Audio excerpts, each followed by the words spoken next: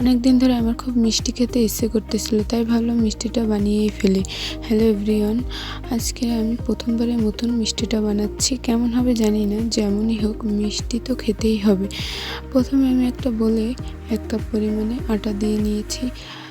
সম পরিমাণে আমি 1 কাপ পাউডার গুঁড়া দুধ দিয়ে নেব। পরিমাণ মতন আমি বেকিং পাউডার দিয়ে দেবো, 1 চামচ পরিমাণ ঘি দিয়ে দেবো। তারপর সুন্দর করে এটাকে একটু মাখিয়ে নেব। আমি আগে থেকেই দুধ জাল করে রেখেছিলাম, এটাকে আমি এখন অল্প অল্প করে দিয়ে এটা একটা সুন্দর একটা সফট একটা ডো বানিয়ে নেব। অল্প অল্প করে দিতে হবে। এটাকে সুন্দর করে মাখিয়ে নেব যাতে এটা একটু সফট হয়।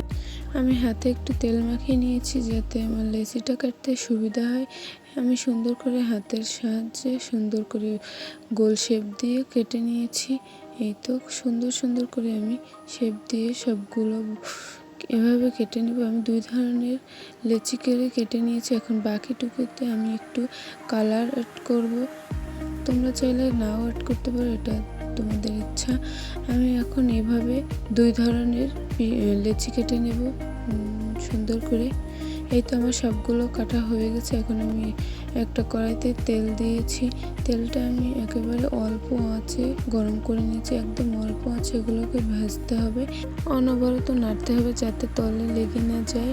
সুন্দর করে আমি কালার করে ভেজে নেব। এই তো আমার ভাজা হয়ে গেছে, এখন আমি তুলে নিচ্ছি। সুন্দর করে আমার ভাজা হয়ে গেছে সবগুলো মিষ্টি। এখন আমি 1 কাপ পরিমাণে চিনি দিয়ে কড়াইতে পরিমাণ মতন পানি দিয়ে 2টা এলাচ দিয়ে এটাকে আমি ফুটিয়ে নেব। ফুটানো হয়ে গেলে আমি মিষ্টিগুলো দিয়ে দেবো।